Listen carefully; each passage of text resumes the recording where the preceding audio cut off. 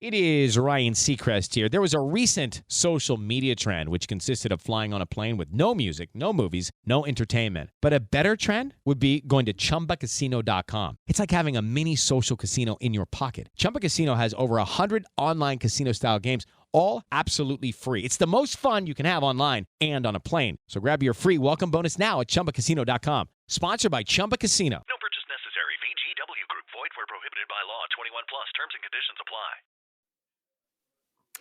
Hi, friends, and welcome to another episode of Bite Size Bish. It's been a minute since I've done a Bite Size Bish, and the reason for that is because the plague has fallen upon my household, despite the fact that we have no children. However, my nieces and nephews, I see them quite frequently, and they are little, carrier monkeys of germs. And so it's been a real rough go here in the Bish household. So, one of the things that I wanted to pop on and say today is I wanted to give you some updates, let people know what's been going on, why I've been a little bit MIA, and let people know about a really exciting thing going on for subscribers on my Patreon and talk a little bit about the Valley. So let's get into it.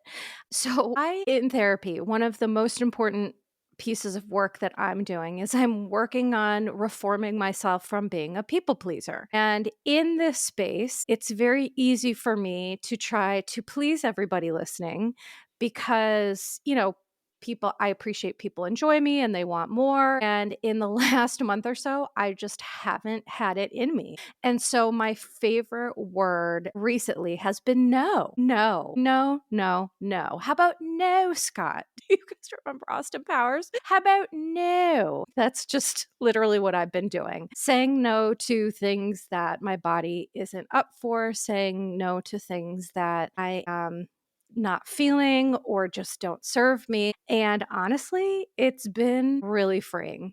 I'm not going to lie. So I encourage anyone listening to this who is working on people pleasing, just no as a complete sentence. And I've even been having boundaries with the kids, my nieces and nephew, which historically was always hard for me. But, I don't know what's happening to your girl, but I am just healing, healing, healing. And I am saying no, and I don't feel badly about it. So that is the reason why you all have not had a bite-sized bish. Over my birthday weekend, and thank you everybody for, birthday wishes and well wishes. I celebrated my 44th birthday on 4/4, but on 4/6 is my cancerversary. So my cancerversary is the day, like everyone looks at cancerversaries different. Some people look at it as the date that they were diagnosed. I personally, my cancerversary is the date that I unexpectedly went into remission. So when I was 17, I had ovarian cancer. It was end stage. Doctors did not think I was going to survive.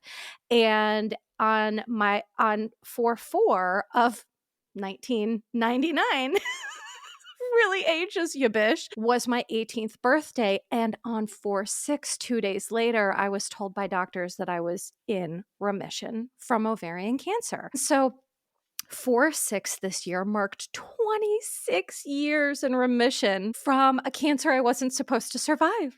So yay! I'll give myself little claps. It's a very important anniversary to me. It's very special being that, my birthday is 2 days before. It's such a beautiful time for me of reflection, but also of, trauma and stress, and some PTSD symptoms crop up and things like that. But overall, I just really enjoy this time of year. Spring is springing and it's been beautiful. However, on Sunday, my cancerversary, I had a wonderful weekend at that point. I could not have eaten more. And on Sunday, I got either some sort of food poisoning or stomach bug from hell. I think it was food poisoning because I've had stomach bug before, and this was the most difficult thing I've ever been through. I was so sick that it took me, a week to eat like solid real food again. And for someone like me to say that I've never been sicker, like I've had chemotherapy, I've had now 5 years of immunotherapy, and I never was this sick through any of my treatments. I felt poisoned. I felt like I was dying. I had a crazy high fever, which is really dangerous for people like me because when cancer is in the blood and the lymph nodes and the bone marrow, that's where all the fighting of illness happens. And so when there is cancer impairing those processes, that leads me to be immunocompromised and to have a hard time recovering things more than the average bear.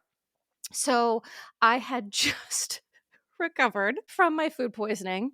And then my husband got some sort of upper respiratory plague, and I can feel that he has passed the torch to me. My chest is burning today, my sinuses are on fuego, and fortunately, I went to acupuncture this morning, which for me, acupuncture is truly life saving. It makes my life livable, really, really helps. I go to, if anyone is in the Scranton, Wilkes-Barre, Hazleton area, I will tell you to look up Dr. Levi Coral at the Coral Clinic, Koral, and he is one of the greatest practitioners I have ever had. Whatever he does is straight up magic. It's, Chinese medicine, lots of, there's herbs, there's, of course, needles, there's all these other things, but, it really does help me. And I know I have a lot of cancer thrivers and survivors and chronic illness folks listening to this. So if you're in this area, look him up. I cannot recommend him more. And no, he's not paying me to promote him. I don't like to gatekeep information. I just don't think that is appropriate. And I just really want to help people. So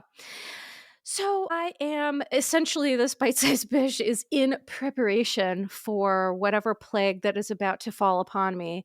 Hopefully it's not too bad. Hopefully I can, work and podcast through it and all that stuff. But, TBD. And trust me, if I can't, I won't. Because this Bish is all about no, no, no. And I know you all appreciate and understand that. So I just wanted to give some quick updates about, I had posted on social media about my niece being really sick. It was a very intense few weeks. So I wanted to give an update on that. My niece, my youngest niece, she is freshly 7. She just turned 7 in February. And she, since she was little, has had a ton of issues in terms of she has a sucrose intolerance, which is like she literally cannot tolerate sugar. She does not have diabetes. The doctors, we took her to CHOP when she was little, and she just is unable to process sugar. And sugar is in everything. So that's been a real challenge. But recently, what was happening in the last few months is she was having these events where she would just be throwing up and, have major GI distress for 8 hours, like overnight. And she was becoming neurologically impaired because of the loss of fluids and how sick she was. And so I just, anything in the world can happen to me. I could care less. These kids just, nothing makes me more worried in life than their health and wellness, and they're not even mine. And I'm just like, oh my gosh, I don't know how parents do it. It is crippling sometimes. So kudos to all the parents out there who are managing children with, just children, period, but also children with health needs, special needs. It's a real challenge, and I give you a lot of credit. And so we ended up taking her to CHOP, and she was sick on the back, which, thankfully I had prepared for, but it was just like a really bad appointment. The doctor was awful. My niece was having like a medical event in the appointment, and the doctor couldn't have cared less. And I just will never understand that. It's like, how are you a pediatrician and you don't even give a shit about what is happening with this child right now? It was just so weird. But, listen, it got the ball rolling, and we got some testing done that indicates that our sweet little girl has inflammatory bowel disease of some kind, Crohn's, possibly celiac, but there is some damage and some inflammation there, which I just feel really stressed about because I know how that feels, and we need to fix it before it causes serious damage. What is happening is we have to take her back down to CHOP, and she is going to have some scopes done. She's going to have an endoscopy and a colonoscopy, which which, this sweet little squishy 7-year-old, that breaks my heart. But, we just have to see, how bad the damage is and then exactly what's going on so we can fix it. And so, I manage my health issues, but my sister relies on me a lot due to just things behind the scenes that it's not my business to talk about. So I'm not going to, but I'm relied a lot in my family. I also take care of my grandparents who are 97 and 95. And, as they're coming to the end of their life, their health issues have really rapidly increased. I am their guardian and power of attorney because my dad is literally useless. And so I also take care of them. So the lack of podcasting has also been, taking care of me as a full-time job. And then, I'm trying to help take care of my niece and take care of my grandparents. It's just been a lot for me. And, I am just grateful that I have a good support system. My husband is incredibly helpful. And that's kind of the situation that's been going on there.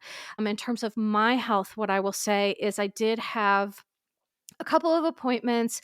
I had to get a liver scan because I have something called NASH. It's non-alcoholic something hepatitis. It's like a step up from fatty liver, which is so odd because I'm plant-based and I don't drink and I really never drank. I mean, like in college I drank, but not, I was never an excessive drinker. I didn't, you all know how I feel. I just never liked alcohol. I still don't like it. And it's quite literally the worst thing that I could do for my liver. So I just don't. And, so I was joking with the gastroenterologist about, is there Al-Anon for people who come from alcoholism who have a non-alcoholic liver disease? Like, what insult to injury? How rude. Because God forbid the alcoholic in the family has any liver issues. God forbid. They definitely don't. So, there you have it. But the good news is that I'm very, very happy about. My liver is actually not in as bad of shape as we thought. I do have 4 non-cancerous tumors on my liver as a result of having to do hormone replacement therapy. Hello, it is Ryan, and we could all use an extra bright spot in our day, couldn't we? Just to make up for things like sitting in traffic, doing the dishes, counting your steps, all the mundane stuff. That is why I'm such a big fan of Chumba Casino. Chumba Casino has all your favorite social casino-style games that you can play for free anytime, anywhere with daily bonuses. That should brighten your day a little. Actually, a lot. So sign up now at ChumbaCasino.com. That's ChumbaCasino.com. No purchase necessary. VGW Group. Void where prohibited by law. See terms and conditions. 18+. After ovarian cancer when I was 17. And so I was on hormone replacement therapy for decades. And after a while, it just took a toll on my liver. And so I have these non-cancerous tumors that, are just kind of in a precarious area. So they have not changed. And I'm happy to report that I have no scarring on my liver. NASH, the later stages, lead to scarring and cirrhosis. And so I am definitely not anywhere near that. And I don't even need to go on a medication. And I was, the doctor laughed because I was just so grateful. And she said, oh, usually when I tell people that they don't need medication, they get mad. I'm like, well, you've never met me. I take too many pills and I'm super thrilled to not have to take another one because at some point it just, it's too much medicine in this body. And so I'm really, really grateful for that. And I'm still on my health journey. I'm getting back to eating regular solid foods again. I wasn't able to join a gym because of all the plague that I had mentioned, but as soon as I'm feeling up to it, I will be joining a gym. And so I think that for me, one thing I'm learning is that I am no longer afraid of food. I am going to eat what I want in moderation and, eat a lot of plant-based things, fruits and vegetables. That's the crux of my diet. But I'm also going to eat the donut and the ice cream and, all those things. So I feel really happy to have a balance there and just to feel really good about it because I'm doing the best that I can for my body. And sometimes it's not enough, but that's not a me problem, if that makes sense, because I can't I've tried the perfection, I've tried the rigidness, and that led me to really bad stuff. So I share this to help, anyone else who may be managing some challenges, balancing a lot of plates with mental, physical health, and all that stuff. And it's hard, but listen, we can only do the best we can do. And I feel damn proud of myself. So if you're doing the best you can do, I suggest you also feel damn proud of yourself because I'm proud of you. One other thing, I'm going to talk about the Valley just briefly because the premiere episode was wild. But one thing I do want to say before I talk about the Valley is that on my Patreon, so patreon.com/your Bish therapist, BISH therapist, I am going to be doing a subscriber Zoom. So for people who want to meet, talk, face to face. And I'm so excited. There are so many people who are excited about it. So if you're interested in that, it's for paid tiers. My tiers go from $5 to $15. So definitely super reasonable. And if you're interested in that, come over to Patreon and join and see, what the first Bish Zoom is all about, because I don't know what it's going to be.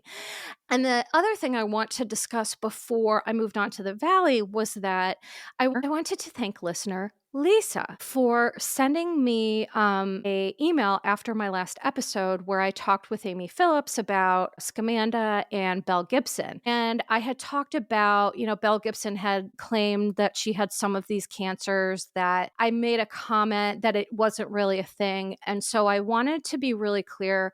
I appreciate when people let me know that I've invalidated them in some way, because that is never my goal. And I think that for people listening to this, I feel grateful that people feel safe enough with me to say, hey, you said that and it bummed me out, or, I just wouldn't want anyone else to feel. And I was like, oh, thank you. I didn't even remember what I said, and B, it was a flippant remark. And so I just want to apologize if I did offend anybody in terms of like spleen cancer not being a thing. It definitely can happen. I shouldn't have said it's not a thing. I should have just said it's rare. It's rare and unusual, but it definitely happens. And I also may have said something about uterine cancer, which I don't know what I said, but whatever it is, uterine cancer is very real. I did not mean to invalidate it. I had an ovarian cancer, which, is different than uterine cancer. I have no idea what I said or how I said it, but if anyone felt invalidated or hurt, I do want to take the time to apologize. And I can own that, I am imperfect. I misspeak. And so I just want to thank listener Lisa for coming to me with that. And I want to, I wanted to clear the air for anybody who listened and felt a certain way. Please always feel free to come to me, because I never want to invalidate or upset or hurt anybody. Never, never, never. So I'm glad I could take the time to just reiterate that. So before I wrap up this bite-sized Bish, I do want to quickly talk about the Valley, because, on a podcast before I talked about being done with James Kennedy. And to be honest, I kind of feel like I'm done with LVP too, because I think LVP really knew what was going on with James and encouraged Allie to stay anyway. And I think that Lisa Vanderpump perpetuates patriarchal bullshit, and I don't like it. And so, of course, Lisa Vanderpump has come out now saying that she supports Allie not being with James. And it's like, I feel you're just doing that to save face. And I've just never been an LVP fan for this reason. She, how she treated the boys versus the girls at VPR. I never liked it. And so I think that for me, the reason why I bring up the James thing is that Jax is really bordering for me on someone who I really probably shouldn't have a contract and be on TV. And I'm going to tell you why. So this first episode of The Valley, Jax and Brittany get into an explosive argument because they both agreed that they could date while they were separated. But apparently Brittany dated Jax's friend, which led Jax to have I assume drug-induced, allegedly, temper tantrum, where he flipped a table, which hit Brittany and injured her immediately. And in his confessionals, Jax says, show me a man who wouldn't have behaved the same way. And I just have to call out that bag of bullshit. The behavior is abusive. It's 1,000% abusive. There's no allegedlys. There's no nothing. It's abusive behavior. And I don't know any man in my life who would throw a coffee table at me because they were upset about something that I did. I not one. And you know what? If I did know a man who would do that, I wouldn't know that man anymore, or a person, or anybody. Like, it makes me so angry that he is given a platform and he does not seem to understand the severity of his acting out behaviors. He made a comment about how, well, thank goodness or something, Cruz didn't see it and he was in the other room. And I thought, sir, that is the definition of narcissism, denial, and minimization. Because if you think for 1 second that child was not scared hearing someone throw a coffee table and then Brittany freaking out because it hit her in the leg, you think from the other room there was a teleportation system wherein your son didn't experience this. That's bullshit. That's false. And to be honest, the reason why I'm being so strong about this is I just have no tolerance for these terrible men on Bravo. I don't. I mean, nobody's perfect, right? So, for example, let's take Jesse. Jesse, for example. Jesse, this episode, was able to let Jax know this behavior is absolutely unacceptable. Jason talked about the need for emotion regulation, which I snapped because I'm like, yes, being upset does not give you the right to just unleash on people. That's not appropriate. That's not acceptable. And people who do that continually over and over and don't change their behavior, that's really concerning. That's a really concerning pattern. So even Jesse said, this is not acceptable. And Jesse also authentically, sincerely apologized to Kristen, owning his role, taking full accountability, doing a real apology, which I'm not going to lie, I didn't think Jesse had that in him. Now, of course, Jesse went on to go full douche when he's arguing with Michelle and saying, well, I'm going to do whatever I want with my daughter and blah, blah, blah. It's like, oh, okay, there he is. There's full douche. Okay. But my point is that if Jesse and the men on this show, the one thing that can unite us all and we can all agree on is that Jax's behaviors are abusive and they're not acceptable. And if they can't change, then he does need to be alone. And he's going to be alone and in a lot of pain for the rest of his life. He's the only one that's in charge of that. I am grateful that Brittany, filed for custody, filed for a restraining order, because that sort of behavior is unacceptable. And I'm like, where is the line for Bravo when it comes to some of this behavior? And so, I just can't wait to talk more about it, since Jax is saying, oh, well, this was filmed when I was in addiction before I went to treatment. And the problem with that explanation is that things that Jax has said since getting out of treatment and, on his Mind of a Man podcast and blah, blah, blah, he has been saying the same shit over and over on repeat, the same blaming, shaming. Jax is a perpetual victim. He said something about blaming. Okay, so Brittany had a party that Jax was not invited to.